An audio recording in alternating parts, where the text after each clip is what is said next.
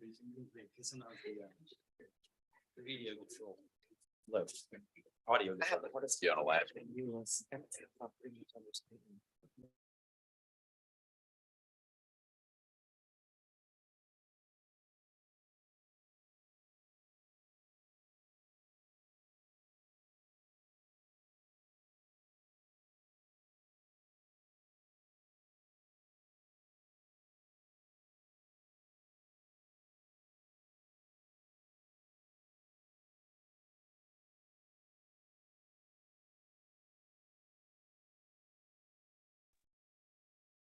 Meeting to order.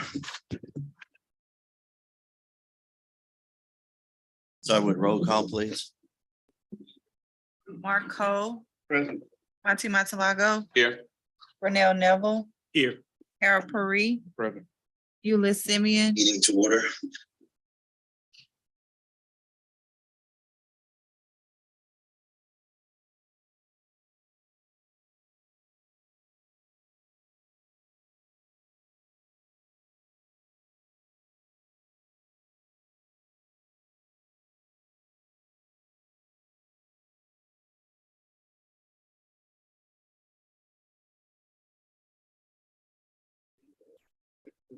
Jared Ricky. Here. Lenore Feeney. Here. Jason Hanneman. And Erica Dorsey. Here. Take it from here too. Here. Okay, let's have a moment of silence, please.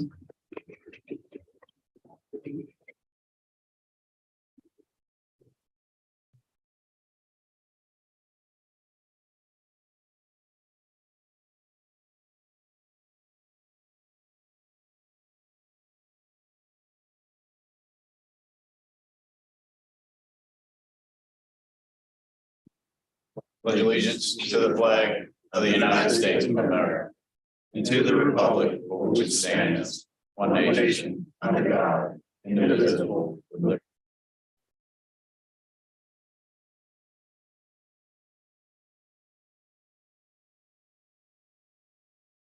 You move to the part of the agenda that deals with opportunity to address the commission by employees or others concerning items on the agenda.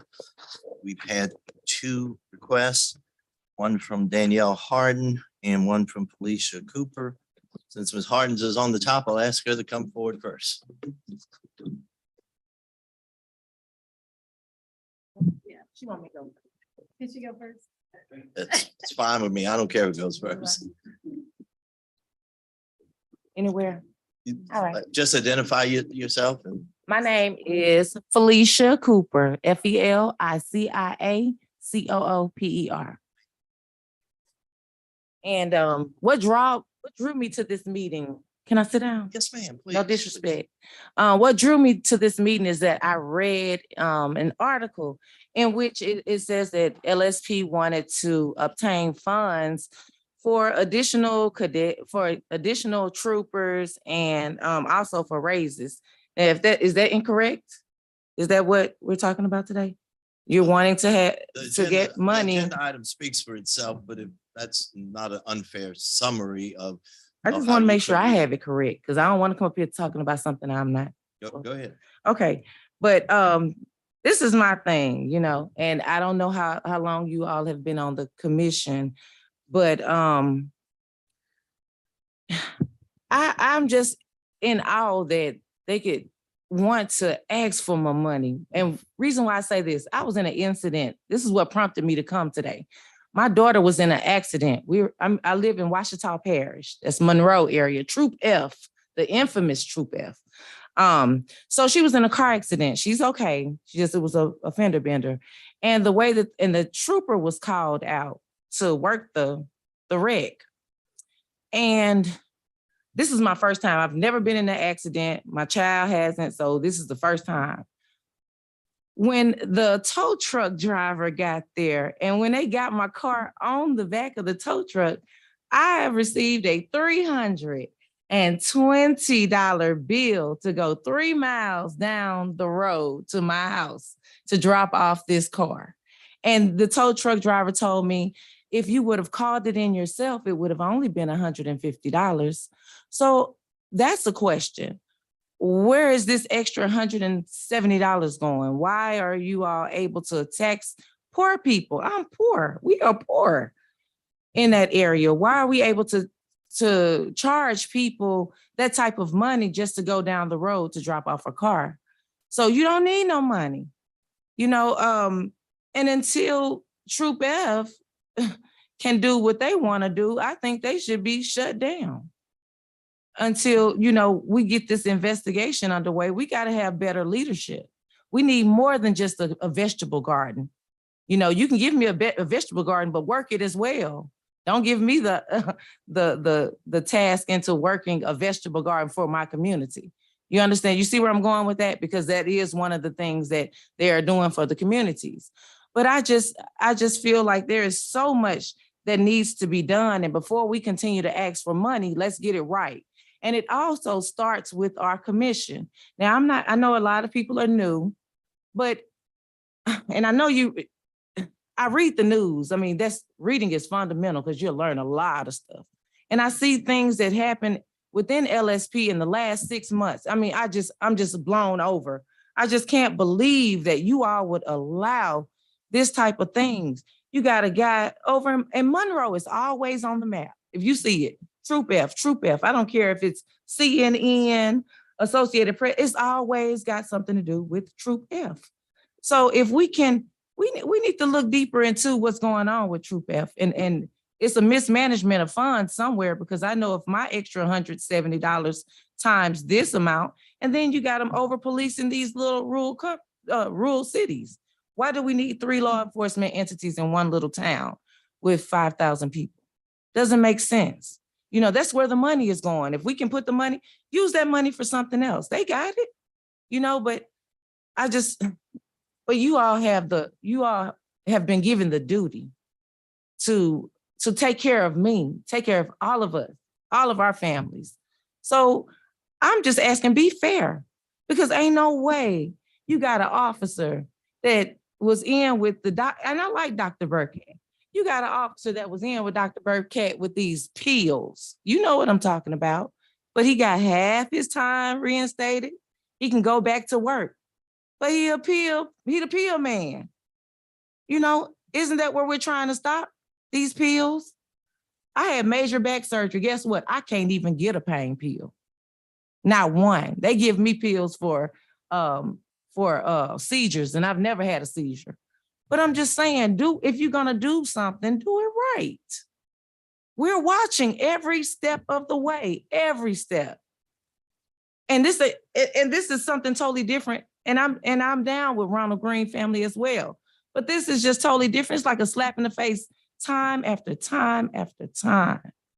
Come on, y'all. You know what's right and wrong. Is somebody threatening y'all to do the wrong thing? I mean, I just don't see it. Like, I could never have anyone above the law. These are the people we pay. I pay taxes. So I just need us to come together and find mutual ground. We want to do the right thing at the right time for the people. It's just not for LSP. It's just not for the sheriff's office. For the people that put us in these positions. But that's all I had to say. Thank you so much. Thank you.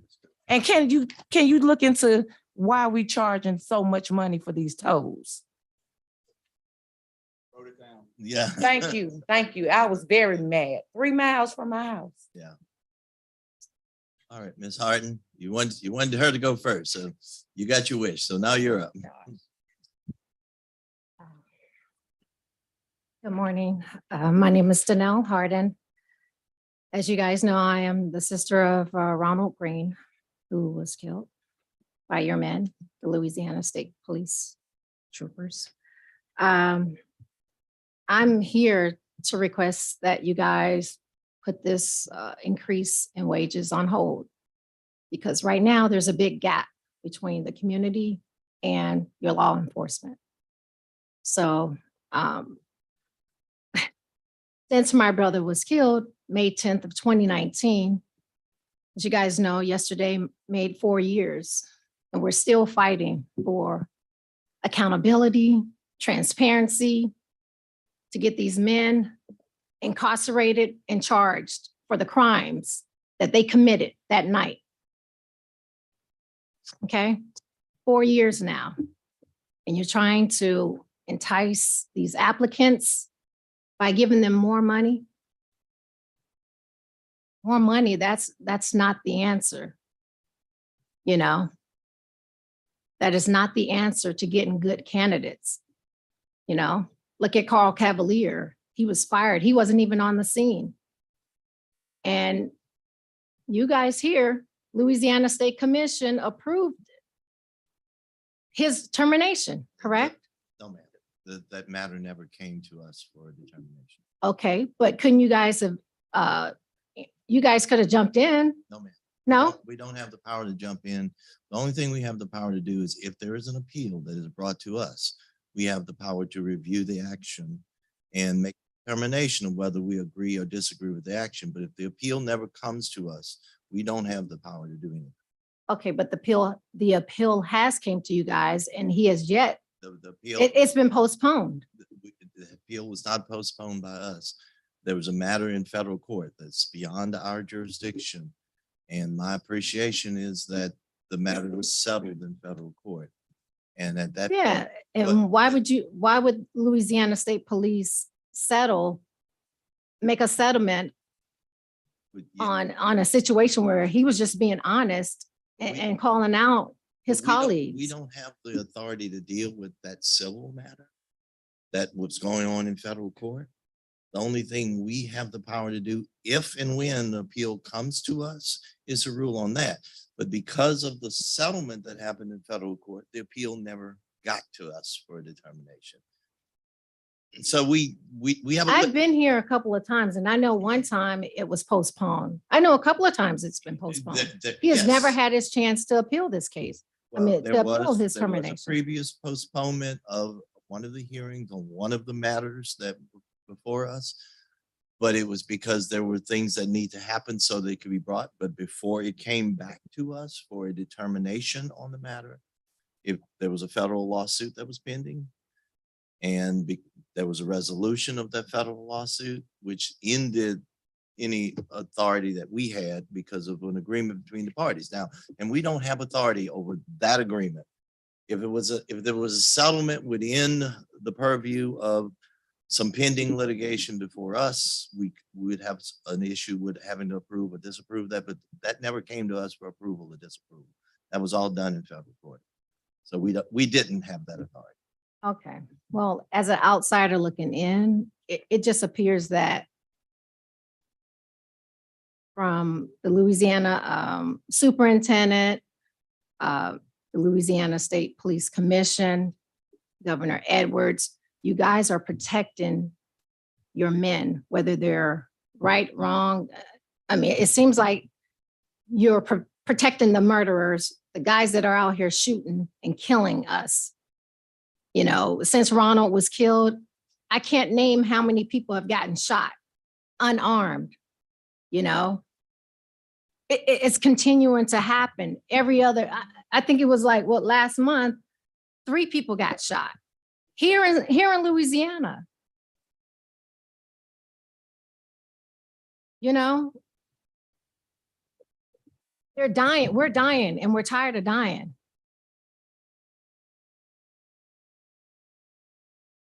But I'm trying to understand why an increase in pay. Don't you think like if the community had some trust and saw things getting better here in the state of Louisiana, that they'll be flocking to you guys, trying to be part of the good team, you know, the good squad? I don't know.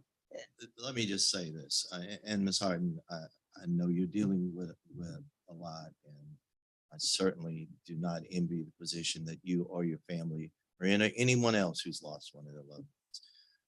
But there are a lot of competing issues that go with the question of whether any entity can attract good people. Nobody on this commission, I think I can speak for everybody, wants to reward bad behavior.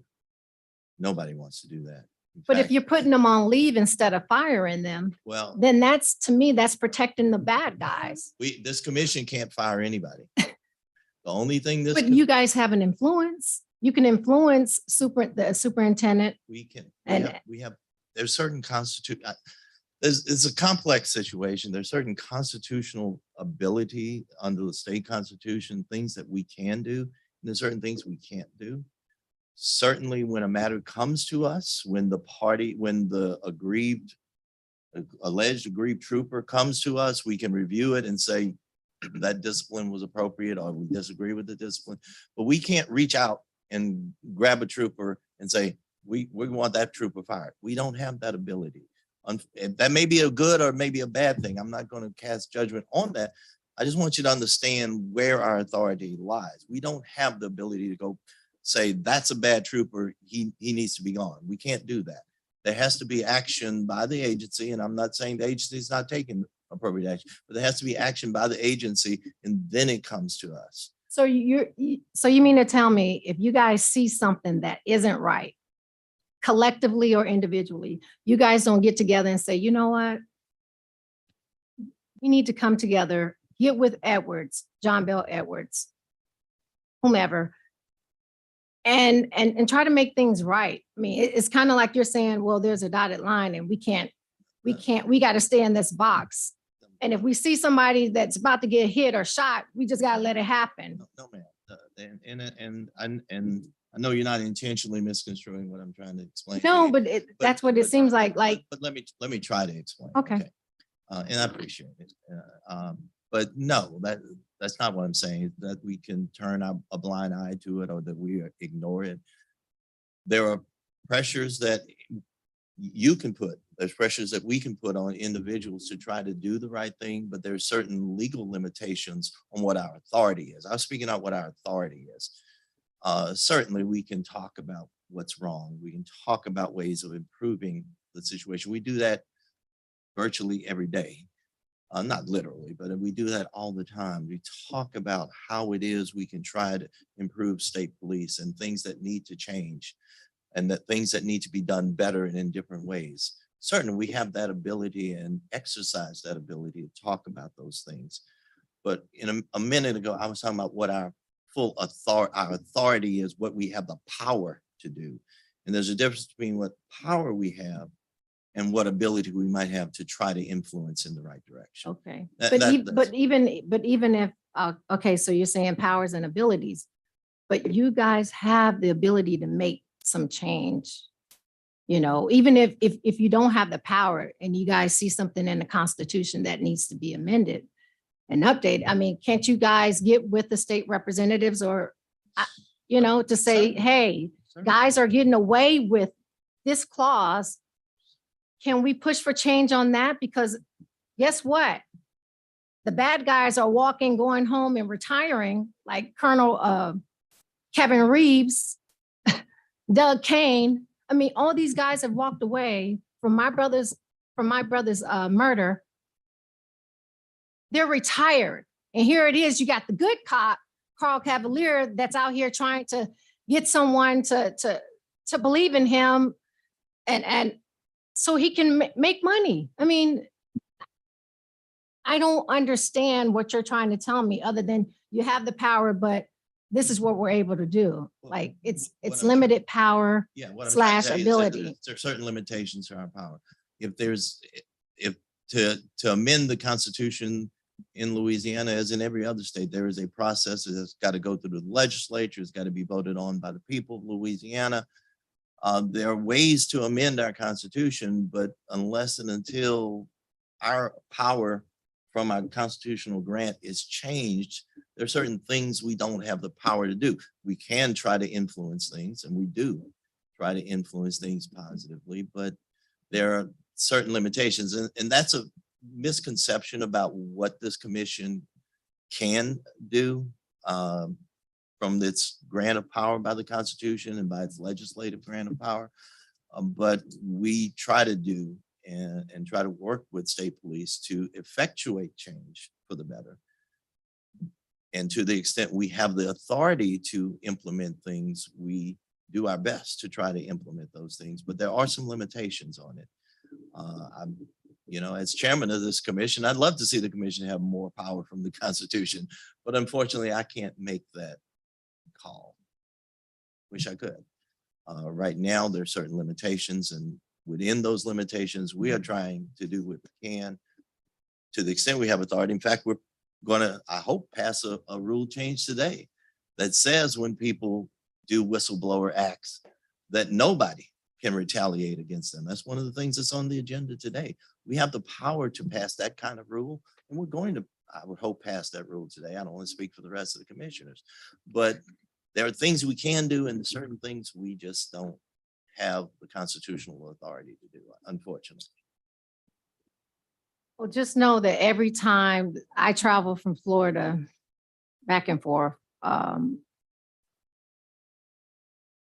my belief is, my vision is, I'd like to reimagine public safety, here in Louisiana. You guys see, I'm here by myself. I have well, besides you, but I have family members that are too afraid, or they don't want to sacrifice their careers and their position in public to stand with the Ronald Green family because they don't want to get misunderstood. But I just like to reimagine public safety where my little cousins and friends and family, they're just not afraid, when they see the state troopers pull up behind them. Or, I had an officer, he just retired 30 years. He says, Dee, he says, I too get a little freaked out if a cop pulls up behind me. He's been on the force 30 years, local police officer. And I'm like, why? He says, I just do. He says, he's a Black man, but again, somehow we got to close this gap and kind of bring the community together to say, you know what, we're not all bad apples. Last year when Kenny Van Buren, when his brother got shot by a sheriff officer, again, my heart goes out to him. Anybody that gets killed, period. But when you get killed in the hands of law enforcement that are out here to protect and serve our communities, that's a problem. And it's happening every other week here in Louisiana, or maybe every 2 weeks. So it's like, how can we close that gap? Put the money on hold, okay? Put the money on hold for now, but let's clean up and let's make our wrongs right. We certainly have to make any wrongs right. And we certainly have to clean up to the extent that we can and should, both to the extent we have authority to do so, we will enforce that. To the extent we don't have authority to do it, we'll encourage it. But encourage it. I don't, and we haven't gotten to the agenda item yet. I don't know that putting the money on hold is necessarily a necessary component to that, but we're going to debate that when we get to that particular issue. But why do you think it's needed? I mean, they're already making good There are money. lots of things that are needed to help any agency, any company. I run a business that there's lots of things that factor into how you get good people to come. Pay is one of them. Working conditions is another. Management from the top is another. All of those things have to come together. Does that mean just because you are tackling them all at the same time that that's a bad thing? I don't know that it is. Right now, I think we're tackling all of those things at the same time, as opposed to we can't do one while we're trying to do the others, is my view of how we look at this. And Ms. Harden, I know you drive or I don't know if you drive or fly, but you come, and we appreciate your time and your effort to come. You are being heard by this commission, and your envisionment of law enforcement in Louisiana, I will speak for myself, but I think it speaks for the rest of the commission as well, is the same. We don't want anybody to be fearful or concerned because a state trooper or any law, we don't have authority over any of the other law enforcement agents, any law enforcement agency stops behind them. Everybody should be more relieved than Mhm. afraid. Now, if they did something, obviously, if I'm speeding, I'm gonna be a little anxious too, because I know I just got caught, but you know what I mean? They shouldn't, nobody, no one should have a fear of law enforcement doing something inappropriate in that circumstance. And we have that same vision that you do, and we appreciate your comments. One last point, Yes, ma'am. you know, since well, it's been, 4 years yesterday, since Ron was killed. I just, I know it's still 4 years is like yesterday. like yesterday, So far as yeah. your family is concerned, and I totally appreciate that and understand. So, but I didn't mean to interrupt you, but I do want to acknowledge that we know what It's- I don't, let me rephrase it. I don't know what you're going through because it hasn't happened to me. It hasn't happened to my family. But every day I try as best I can to try to appreciate what you and your family are going through. Yeah. But it just feels like, since Ron was killed, these guys, they're on leave or retired. You know, it kind of, to me, it appears that you guys are protecting these men. You know what I'm saying? Oh, let's just put them on leave with pay, without pay. Remember, I was here, back in January, and I couldn't believe that we were questioning whether or not we should pay these men. Yeah, they worked for the personal time off, but when you do bad, you need to be punished for it. And putting them on leave is not the answer. I mean, it doesn't show that they're getting punished for being part of a crime. You know? So even though, like, you guys you're saying within your powers and your ability, can you guys come together and say, okay, we need to amend whatever constitutional right and get these guys off the force? I mean, why do you want them on to eventually retire if they don't get fired? That's what bothers me, you know. And then you look at Tennessee, other states, they're doing the right thing. They're cleaning up. You know, they're doing what they can to get the community's trust right away, to say, hey, we're going to indict, file charges, and put these guys in prison. And until I see Corey York in handcuffs and shackles like he had my brother, and John Clary, then I'll feel good about it. I don't care about no check. You know what I'm saying? Then I'll feel like, come on, guys, it's safer now because we got those 2 men off, or whether it's 3, you know, we got them off the streets in Louisiana. Then I'll feel good about, you know, the public safety here. Might I suggest this to you, Ms. Harden? I would love to have, and maybe other members of the commission would love to have us sit down where we can talk Please. about some ideas. I mean, you can't accomplish that in a meeting situation like this, but where we could sit down and talk about some ideas. So why don't you get in touch with Mr. Hanneman, and and I know it's inconvenient, we can do it by Zoom, however it's. gonna No, work in for you. person is fine, but And let's set some time to sit down and talk in person about ideas on ways that we can maybe improve our situation. absolutely. All right. That sounds I'd great. appreciate that. Yeah. Thank you for you guys' time. Appreciate it.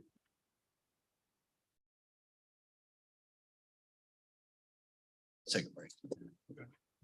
We're gonna take a 5 minute, 10-minute break.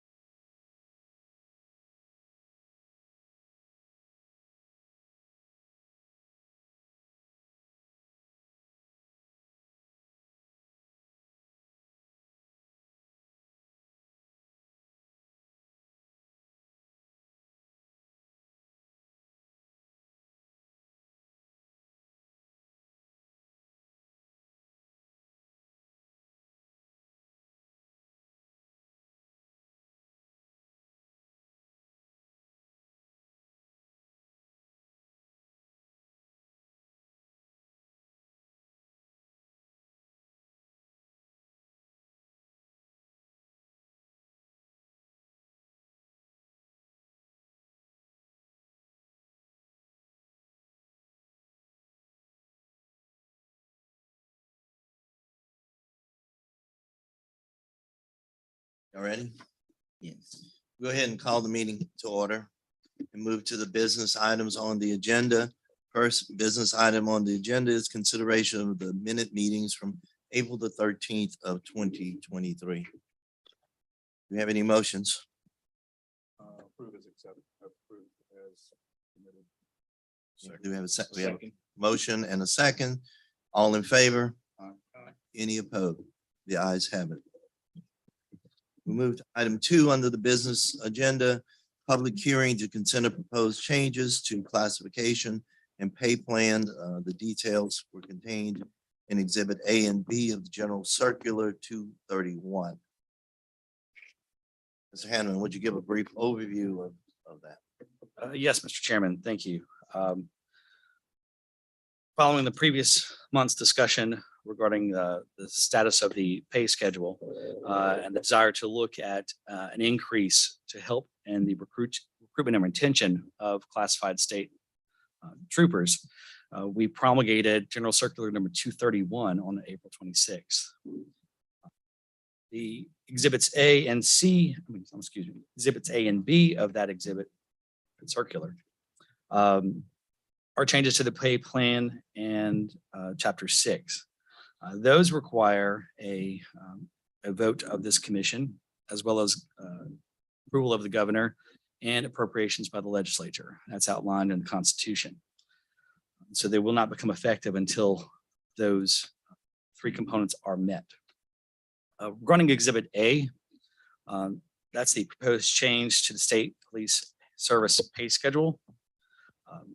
The proposal would raise cadet entrance rates from 46,600 to 56,000. And upon graduation would rise to from 49 to 59,000.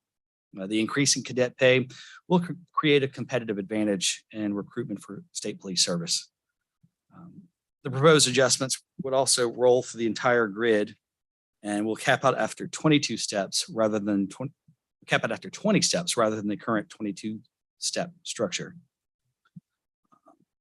And then a retention incentive would be created since retirement eligible employees would need to work an additional 3 years to receive the maximum impact on their retirement checks. That's currently there is funding proposed or sponsored by Representative Hollis for this increase. House Bill 635 would generate additional funding that could implement changes to the schedule. And that's an overview of Exhibit A. Any, do we have any motions? Move to approve. Is it second? Second. We moved and seconded. Do we have any discussion? Yes. Commissioner, I'm sorry. Yeah, just making sure. Thank you, Chairman. First and foremost, I'd like to expand upon what you said earlier, that this in by no means is meant to reward bad behavior of any means, period.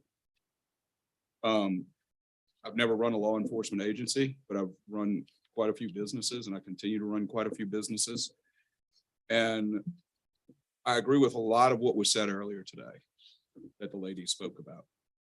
But the reality of trying to rebuild and get good employees in, yes, I'm sure there is a small percentage of people that do the job they do because they love it every day.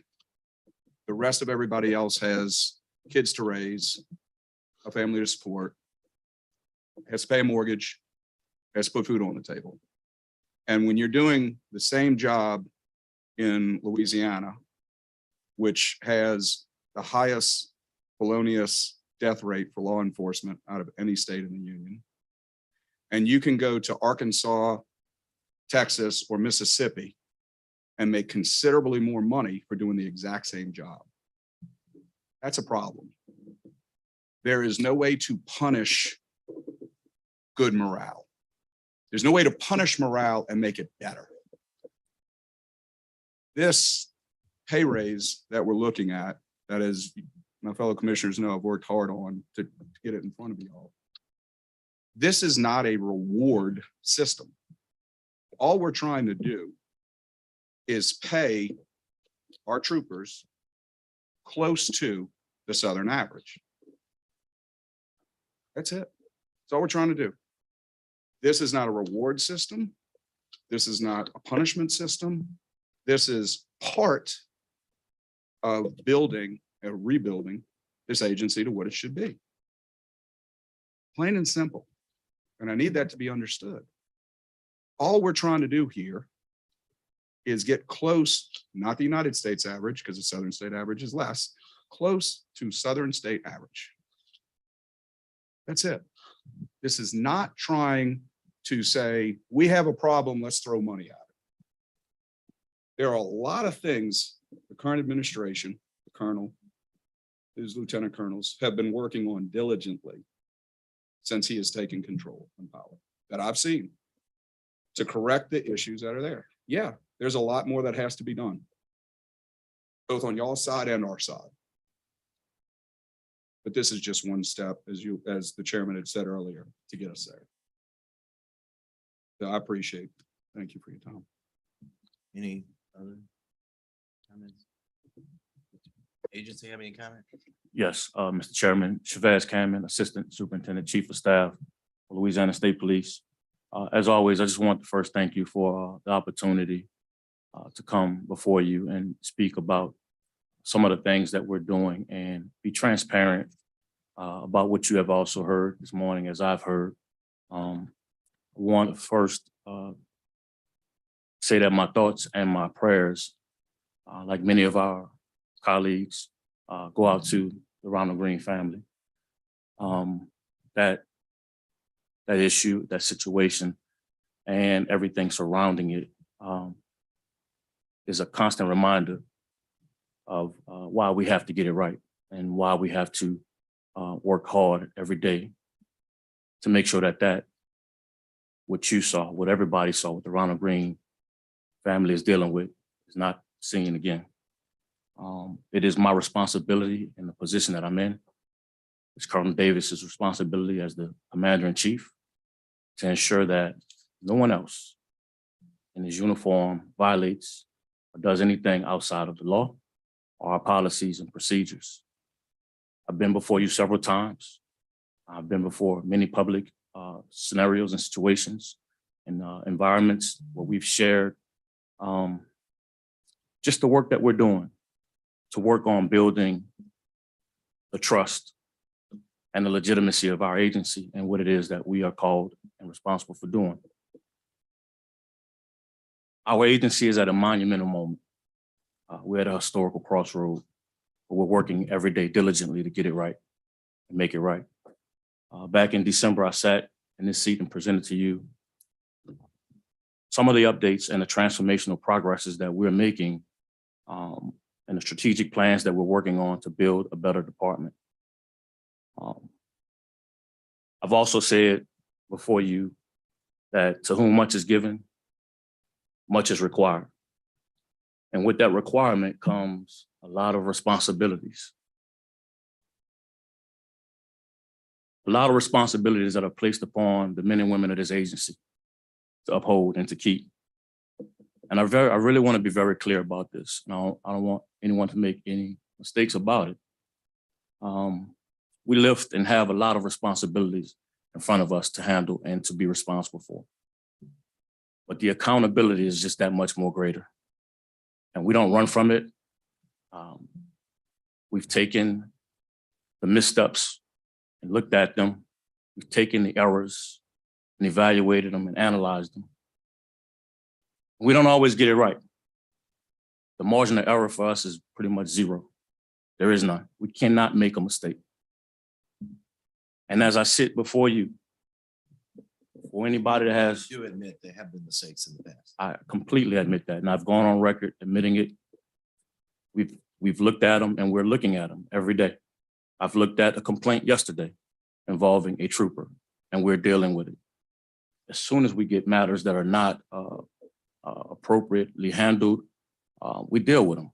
And let me say this: there are a lot of situations that have been brought to my desk and to my attention that we did it right, and we acknowledge those as well. But I'm not going to skirt around or sugarcoat the fact that we have made mistakes. We have. Those mistakes, as you have mentioned, Mr. Commissioner, don't want to hold those troopers and men and women who are doing it right. I don't want to hold them at fault for somebody else's mistake, but we have a responsibility because it affects not only the troopers, but it affects the men and women and the citizens that we serve and the visitors that come to the state of Louisiana. It affects everybody when we don't get it right. I've heard, and I know our department is hearing loud and clear every day, the requests, the concerns, the apprehensiveness of the matter that we're discussing today. We hear it. We hear it from our stakeholders. We hear it from the legislators on what it is that we need to do. We're not running from trying to fix it and make it right because we want to make it right. I joined this agency as a proud young man trying to serve and trying to make it right. And I sit in this position every day, hoping that we can build and regain the trust from families like Ronald Green and other families that have lost lives, senseless situations that should not have happened. That's my job every day that I'm working on. And I know we're instilling upon those that are in these positions that have been given this authority to figure it out and get it right because of what's expected of us. If you may not be aware, Colonel Davis did go before the Ways and Means Committee on Tuesday. And in that discussion, he went Tuesday in support of this much needed pay raise. And I want to talk about it for a minute because on that day, he did ask and humbly presented to the Ways and Means Committee the reasons why we believe it's necessary and it's needed. He asked for consideration for this proposal because of the work that we're trying to do, that we're putting in place, that we're making, putting the measures in place to keep and hold everybody accountable. The work that we do and the things that is expected of us brings a whole different level of impact to the trooper, to our personnel, civilian and commission alike, to the family and citizens of the state. All are impacted by what it is that we do. We acknowledge, and as I've mentioned already, identified areas that we need to work on to be a better agency. And I pause for a minute because I do want to offer this opportunity, offer this chance, and would love to also, as you've asked Mr. Commissioner, Mr. Chairman, to have a conversation with the Green family at the appropriate time. We'd love to invite them in and let them see what we've worked on just in the last 6 to 8 months so that they can see, also have input. Anybody who is concerned or worried about how this agency is shaping up and how we are reimagining what policing should be and how it should be done today. We've taken that responsibility and we're moving so many things forward and putting in place within the department as we speak. As a matter of fact, you know that we have solicited the Bowman Group to come in and do a top to bottom assessment of our agency. Today, yesterday, they have been on the ground here in Baton Rouge, helping to break down and go through the recommendations that are going to be part of this final product and that will be released to the public when it's finalized. We're sitting now today, as we speak, with commanders that are reviewing and analyzing those recommendations, those proposed recommendations, to talk about how we're going to implement them and make it better, and also seek the opinion and comments from the citizens and the communities that we serve. Could you briefly explain who or what? Yes, the Bowman Group has been identified as one of the premier groups that have gone around working with agencies that have had deficiencies, that have had issues with personnel, with hiring, use of force issues, you name it, top to bottom, from the administration side of the building to the operational side of an agency. They have had numerous experiences with agencies such as Chicago and several others that we were made aware of. And that many of those agencies have been under consent decrees and have been dealt consent decree issues to make their department better. But the Bowman Group has been brought in since last March. Sometimes when you hear the term consent decree, it connotes certain things, but I mean, beyond simply the troopers who are hired, the demographics of those troopers, let's focus on the issues that this group has helped other agencies with relative to dealing with issues. And this, I was most concerned right now, use of force, inappropriate conduct, and that sort of thing. Yeah, and I can share some topics. I know that they've covered as we have been interviewing with them, sitting down with them, opening up the department from top to bottom, side to side. They're looking at our use of force practices and incidents that have connected use of force to it. They're looking at our disciplinary procedures and policies. They're looking at how we are training, recruiting, and what is it that we're putting in place to retain officers within the department. They are looking at our training, use of force, hiring, disciplinary issues, just to name a few that I can think of offhand, Mr. Chairman. Those are some of the topics and subjects I know specifically that they're drilling down on. And I just wanted to make that point because I know a lot of times people hear the term consent decrees, they think about one issue, but consent decrees deals with a lot of issues, including use of force and other issues that we have concern about here. Yes, sir. All right. I just want to make that clear. Right. And also, along with the Bowman Group, we also have the Department of Justice that, as you know, are actively involved with investigating and looking at our agencies and the practice and patterns of state police. So we are working with them as we speak. And there's also, I'll put on record, it's already been publicized. There's a meeting and we actually encourage anybody with concerns or input on how to make state police better. They will be at Southern University, I believe, next week. The DOJ will be there to hear and get feedback from the public and anyone. And we love to hear that. That's the only way we can get better. And we know that. And the other thing that Colonel Davis spoke about just the other day at the Ways and Means Committee was that we're being asked to go into various cities right now to help supplement. Crime has not been isolated to any one particular area. Crime is on an uptick across many of our major cities. And sometimes with the lack of personnel, we become a part of that resource and force multiplier to assist our other agencies in some of our metropolitan cities. So that's another reason why we are asking for consideration, because it stretches the resources that we do have and are providing to make our highways safer. It stretches those resources when we do supplement and add the resources to those particular areas that are in need. We're also asking for your support because we're competing with other agencies. You mentioned it as well.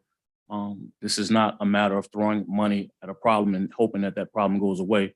The issue at hand is that we're competing with other state police agencies across the United States and other local law enforcement agencies as they struggle with trying to recruit and bring in folks into the ranks to make the agency better. And listen, we have to at some point acknowledge the fact that while we have issues, we're looking to recruit. With the crime on the rise, the only way to make things better as well is where we recruit qualified, quality troopers into the ranks to make this place that we call Louisiana, state of Louisiana, better. And that's my goal. As long as I'm in position, as long as I have breath in my body to give influence and give direction into this department, my goal is to make sure that we have people that are going to be better serving to our citizens and making sure that our people feel that they're being treated fairly and treated appropriately. I have zero tolerance for it. And my word is what I stand on. And that's the reason why I'm working every day to make sure that this reputation of the department is worked on to be better and to be acknowledged. I do want to be known as the elite agency, and we're working on that to work in areas of building the trust from our community. So with that being said, I'll be respectful of your time, Mr. Chairman and Commissioners, and I stand ready. If you have any questions, I'll remain here at the table. Any questions? Any further comments from any of the commission? All the matter for a vote. All in favor? Aye. Any opposed? The ayes have it. Mr. Chairman, Yes. that would bring us to exhibit item B on the circular. Just one moment. Ms. Harden, if you don't mind, I'd like to speak to you after our meeting is over. I'm interrupting the meeting to tell you that because I don't want you to get out before I have an opportunity to talk to you. Thank you.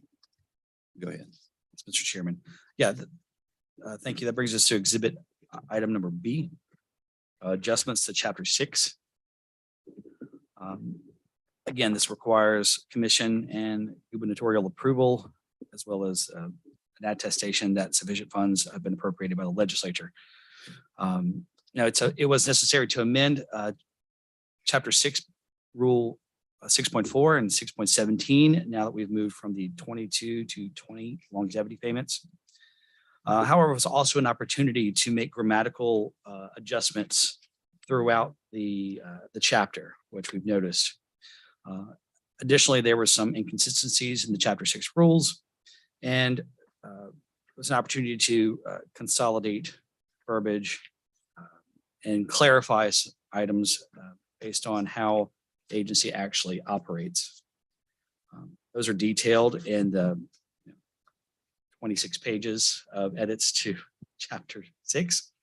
The only new item in the chapter 6 edits would be the addition of a recruitment incentive rule, which would be proposed rule 6.30. This in direct response to the proposed legislation in House Bill 563 that was referenced at our last meeting.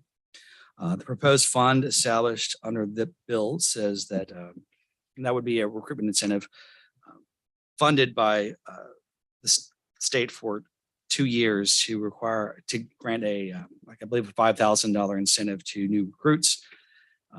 And it would sunset in 2 years. And then if the individuals did not meet all the qualifications to retain it, then it would be recouped. So the bill does state that any request for an incentive payment for a law enforcement officer employed by the Office of State Police shall be submitted pursuant to rules promulgated by the State Police Commission. And although Rule 6.29 provides some verbiage for other compensation, it was prudent for us to establish a separate commission rule that could be cited for payment of such an appropriation. So that was the justification for including Rule 6.30. And do I understand correctly that even beyond the issue of this particular specific appropriations going forward, that there might be the ability to use funds for incentives, and then this rule would also govern that as well? That's correct, Mr. Chairman. The rule was established in response to this initial proposed legislation. However, it would provide a tool for the department that should department funds become available, they can create a policy that would need to be reviewed by the commission. And then it go beyond, potentially beyond that initial funding source, if they have funds and means to create an incentive. But it would not allow the department on its own without commission approval to create some sort of incentive for recruitment if we don't think that if this commission doesn't believe that it's accomplishing what we wanted to accomplish, and that is to recruit the right people, then the department could not do it on its own. That's correct. Compensation to the classified state police service is governed by this commission. Are there any questions? So I've asked my question already. Anybody have any questions? Okay, and the motion is to approve these rule changes as promulgated in General Circular number 231, Exhibit B. Exhibit B, and that's only relative to Chapter 6, Correct. because we have another rule relative to Chapter 14 that we'll take up separately. Yes, correct? Mr. Chairman. All right. It's been moved and second. Any further discussion? All in favor? Aye. Any opposed? The ayes have it. That would be, bring us to agenda item number 3, public hearing to consider proposed changes to Chapter 14 of State Police Commission rules, details contained in Exhibit C of General Circular 231. Mr. Chairman, Exhibit C only requires commission approval, as this is not, does not impact the pay or the compensation schedule for state police. This is under the chapter 14 and would essentially remove some items under Rule 14.1 and then properly put them in a separate Rule 14.1.1. It would be renumbering and reestablishing those existing rules as duties of the appointing authority under Chapter 14. So 14.1.1 A and B would be renumbering and reestablishing. However, there's also the proposed addition to a new rule 14.1.1 C, which would require policy.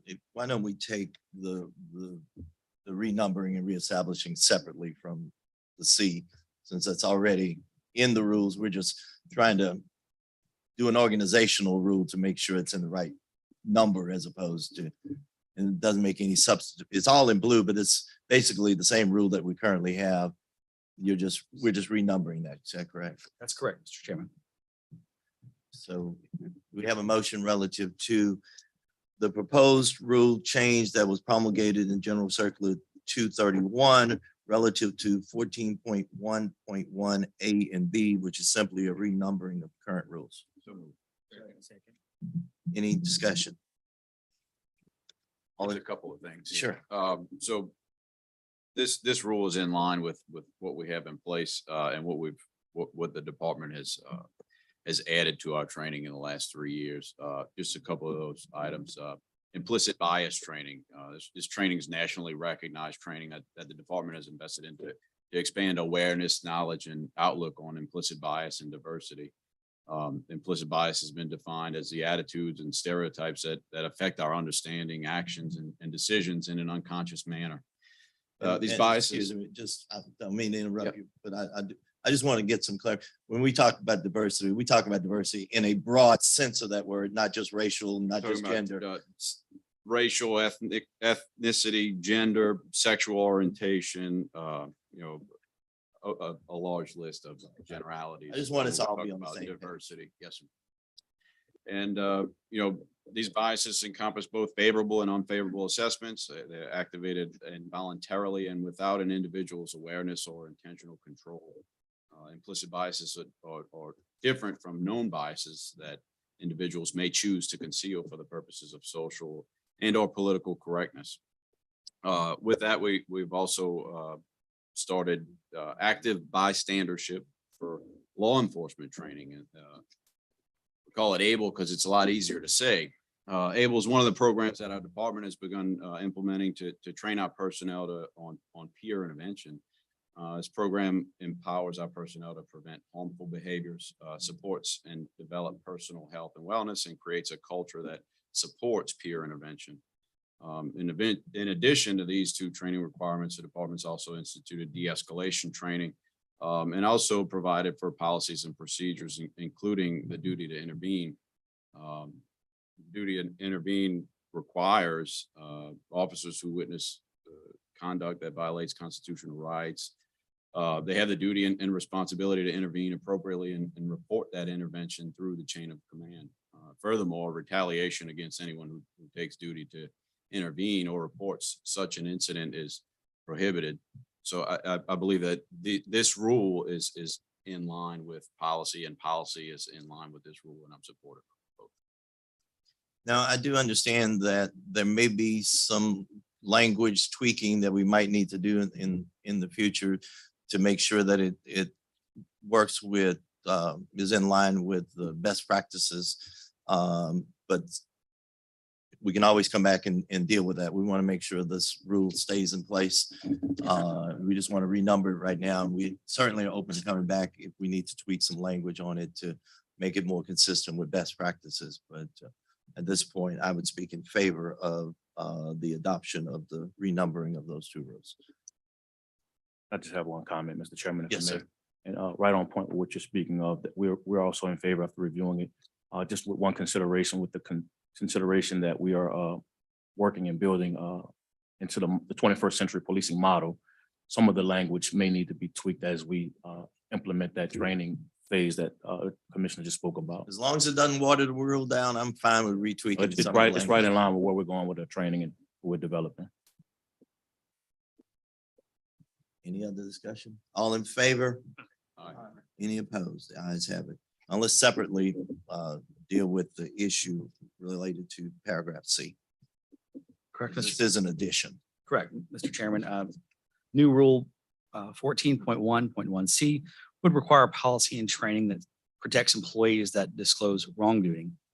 I know the department is currently training on how to speak to peers and higher ups to de-escalate situations. I was able to attend that training along with Deputy Director Dorsey, and I were to see it firsthand, and it is some excellent training. I want to commend the department on that.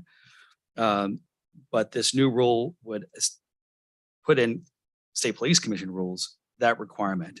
And just for clarification, the commission does have the constitutional authority to require that an appointing authority institute an employee training and safety program. And that's under section 48 of Article 10. Just want to make that clear. I'd like to move adoption of Rule 14.1.1C. We have a second. Second. And I'll be the first to speak in favor of this rule. I feel very strongly about this rule. I think this rule is right in line with ensuring that people who step up, people who do speak, are not punished for doing that. That they have the ability to understand, and this is one of those changes we talked about a little bit earlier in our commission rules, that they understand that they will have a right to come directly to us, even if it's not official discipline, the right to come to us about adverse employment action that may take place when they speak up. I understand we might need to add a little language to the rule to make it clear that obviously this rule is not intended to say someone, they speak up and therefore they become immune from adverse employment action simply because they spoke up. If they did something wrong, they would be punished as well, but they won't be punished because they spoke up. So I speak very strongly in favor of this rule as one of the tools that we're trying to put together to help make sure that people not only get trained on speaking up, but they know that this commission will protect them when they do. Yes, sir. Mr. Chairman, if I may as well, completely agree with the recommendation and the ruling.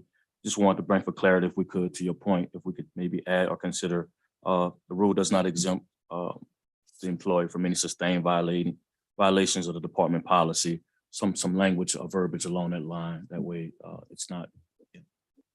How about if I amend my own motion? I would move that we adopt it with addition of the following language. However, nothing in this rule shall prohibit discipline or adverse employment action against any employee who violates policies or procedures of the agency. Go with us, sir. I do it every day. Sounds like lawyer language. Yeah. All right. So as I understand, because we're making a change from the way the rule was promulgated in the general circular, I have to read the whole thing, including the proposed change. Is that correct? That's correct. Now you know why I wanted to break these down so I wouldn't have to read that A, B, and C all together. So I will read the entirety of Rule C as proposed in the motion with the change. Ensure that the department, through established policy and training, protects employees who report possible misconduct and or policy violations and shall not take or threaten to take adverse personnel or disciplinary actions against an employee because he or she disclosed wrongdoing. However, nothing in this rule shall prohibit discipline or adverse employment action against any employee who violates policies or procedures. Any further discussion? All in favor? Aye. Any opposed? The ayes have it. Mr. Chairman. Yes, So sir. you've now read into the record the amendment to the proposed rule. You voted to adopt the amendment to the proposed rule. Now you need to ask for public comment on the newly amended proposed rule. Okay, is there public comment on the newly proposed amended rule? Seeing none. Okay. Yes. Oh, I'm sorry. Oh, yes, ma'am, briefly. Um, Hearing that now you guys have protections in place for whistleblowers like Carl Cavalier. Is there any way you guys can reinstate his employment? This is a new rule. The rule, But I'm just saying, there's always exceptions to the rule too. we can't. Reasons we talked about earlier, and I'll be happy to have a more prolonged discussion with you about, but for the reasons He wasn't on the scene though. I mean, no, it has nothing to do with whether there's discipline for other violence. We can't retroactively apply this, even if we wanted to look at it. We can't do that. come on. I mean, We'll talk. I about it. mean, real talk. I mean, you guys now are you're making the wrong right by creating, amending, that rule. This is not a Carl Cavalier rule. This- Okay, this is no, a- I'm just saying now that you have a protection for your troopers. Yeah. There should be something. I mean, you guys fired this man just for We speaking up. we fired no one. This commission does have, the state police has the authority to fire in individuals. This commission. But that was the wrong move. If it had come to us as on an appeal, we could have made a decision that that was a wrong rule, but it didn't get to us on an appeal. It got settled in federal court. But let's have a more prolonged discussion about this and how we can try to address this going forward. Saying until the wrongs are made right. The lack of trust is going to be there, I you I know? understand your position. And it's, I mean, it's not just the Louisiana State Police Commission that we're looking at. We're looking at the entire law enforcement entity. And so when you guys can actually acknowledge, hey, we made a wrong decision. He wasn't, or This is not an acknowledgement of a wrong decision. This is a decision by this commission to establish a rule that we think is a good rule. It's not an acknowledgement of what happened in the past. It's a going forward rule that we're within our constitutional power to do, and we're willing to do and want to do. But we have certain limits on what we can do. So let us move forward on doing this, and then we'll be in that position. okay. So Which just- meeting? Well, that's gonna be between y'all. Y'all can discuss that. But I, as a person, am willing to meet with anybody. Now, whether it's gonna be jointly between the two of you or individually, I'm willing to meet with you. I'm not saying I'm not, but that's all I can say about that. So you don't believe that Carl Cavalier deserves to be back on the force with his integrity, his professionalism? I have not. He's a good apple. I have not. Can he reapply? We have not had an appeal. We have not seen all of the evidence. We can't make a comment on one way or the other on that. Unless and until we have a formal appeal that comes to us that we rule on as a commission, we can't comment on that. That would be inappropriate for me or anybody. I don't want to speak for anybody else. I believe it'd be inappropriate for me to make a comment on that. I don't know. I haven't been keeping up much with his case, but I know his hearings kept getting postponed. And so if they kept getting postponed, how was he ever going to be able to appeal his case? You know?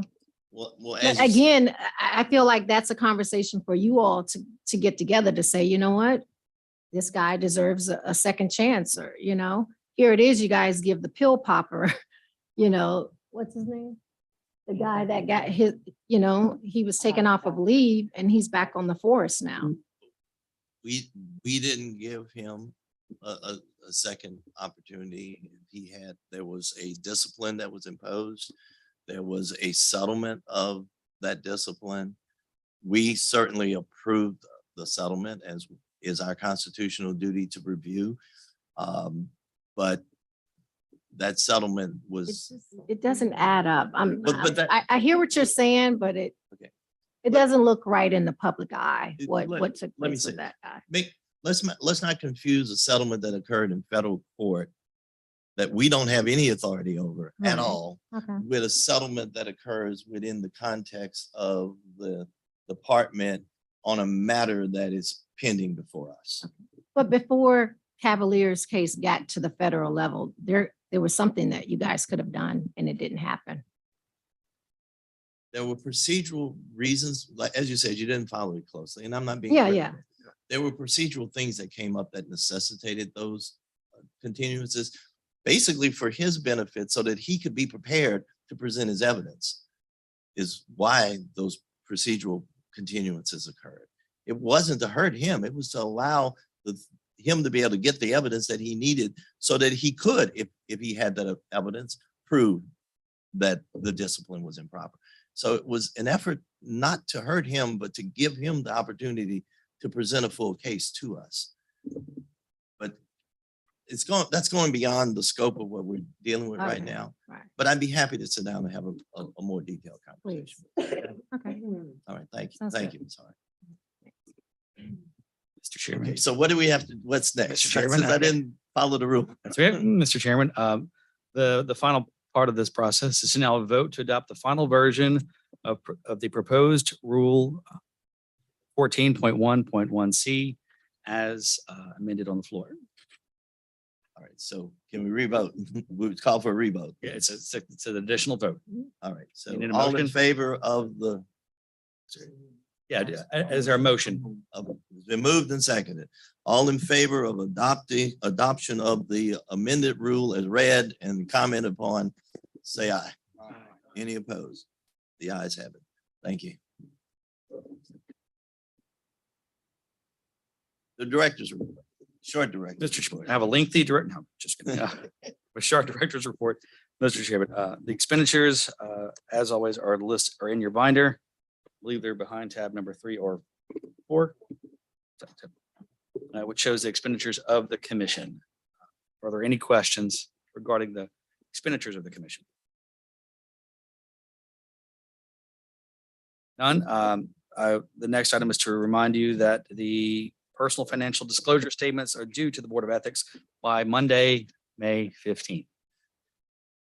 And we did confirm for our new members that since they are members serving, even though they were not in the 2022 calendar year, they were appointed during the time when a report is due. So based on a conversation with the Board of Ethics, our two new members are also required to submit their personal financial disclosure statements by Monday, May 15th. Thank you. And then the last item is our next meeting is scheduled for June 1st. However, the parties in the appeal that was scheduled for June 1st have requested a continuance to a later date. So we will be updating you if there are any items to actually discuss. And at this time, they're not. And this time there are none. And we do have a hearing set for July, one for August, one for October, and we're probably gonna have one in September. And I that, guess, I have one more question, and is commission is not opposed if I set one in September to starting at 9 a.m. as opposed to 10 hearing? that concludes my report. Brian's not here since he's the one that has to drive the furthest. Thank you. Opportunity to address the commission by employees or other matters not on the agenda today. We did not receive any requests. We did not, Mr. Chairman. With that, unless there's an objection, we're adjourned.